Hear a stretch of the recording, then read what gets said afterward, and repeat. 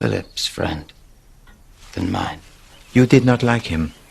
I thought his conduct was frankly disgraceful. Don't you understand?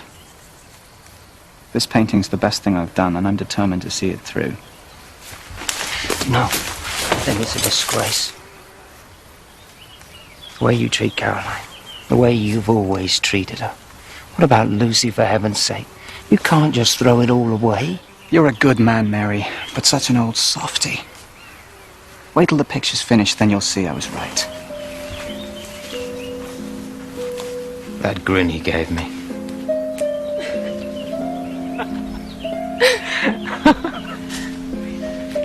I'll never forget Caroline that afternoon. She made such an effort, and yet behind it all. Is anything the matter, my dear?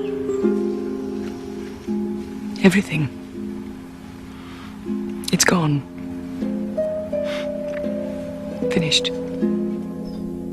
When she said at the trial that she took the poison to kill herself, I swear she was speaking the truth.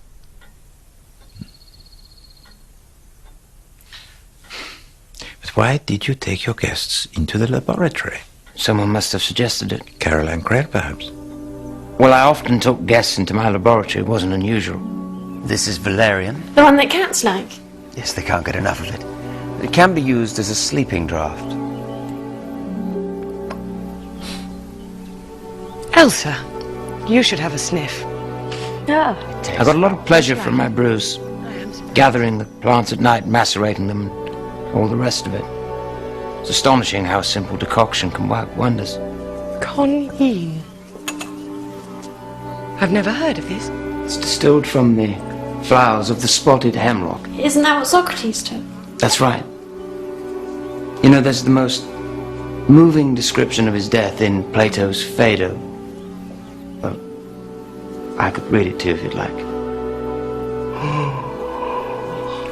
Sorry, must be the heat. The man who administered the poison pinched his foot. He asked if he felt it, and Socrates said no. Then he did the same to his legs, and gradually moving upwards in this way, he let us see that he was getting cold and numb. He said that when it reached the heart, Socrates would be gone. And that is how Ammius met his fate the very next day.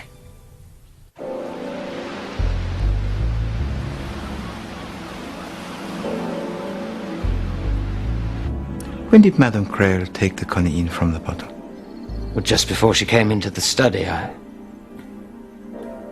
think Philip and Angela left first, followed by Ammius.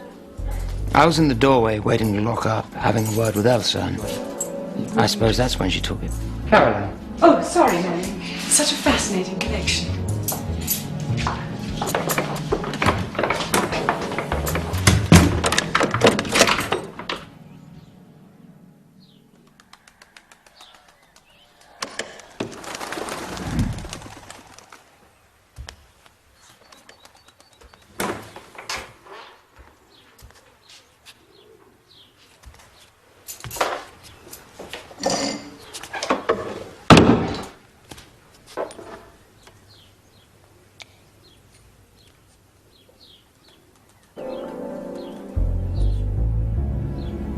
Phil, it's Meredith. Something terrible's happened. He immediately suspected Caroline. Quite unfairly, in my opinion. Who else would have done it? It must have been Caroline. Then as we approached the water garden, we overheard Ammius and Caroline having a rather heated discussion. I think about Angela being packed off to school, but It's shameful behavior. I was in such a state I didn't pay much attention. I'll see to her packing. Philip blamed himself for not acting sooner. But how on earth could anyone have assumed at that point that someone had murder in mind? I needed time to think. So just before Go lunch, to Spain first. I sat above the water garden where Ammius was painting Elsa. I'd like the bull to kill the man.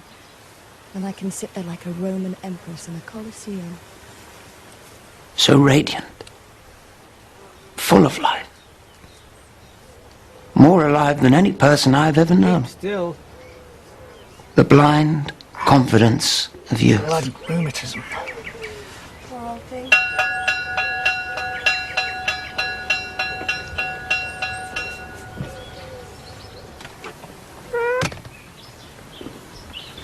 Old Grumpy doesn't want any lunch. The problem was he often looked like that when he was working. So I didn't think anything of it. Well, sir. I could eat a horse. You know, I do so wish that... What? Well, that you and Ammius would stop it. Just stop it. He has a wife and child. His place is with them. Oh, Meredith. After lunch, we had coffee on the terrace. Caroline took a cup down to Ammius and Miss Williams accompanied her. I followed shortly afterwards, I think, to walk off my lunch. Mr. Blake! Mr. Blake! What's wrong? A terrible thing! What on earth is it? Mr. Crail. He's dead. Would you be so kind as to call a doctor?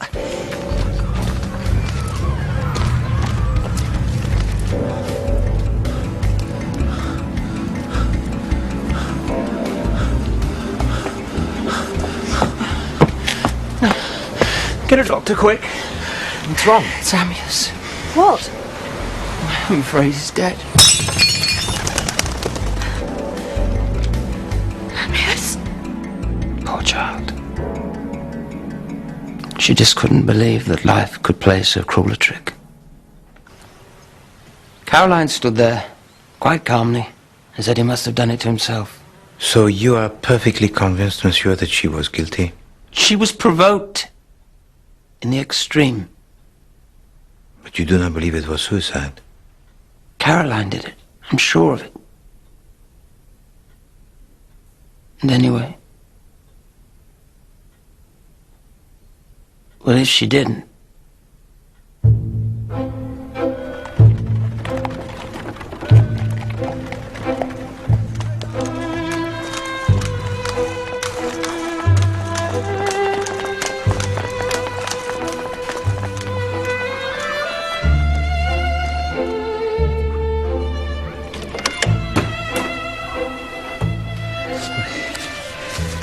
Hercule Poirot, mademoiselle.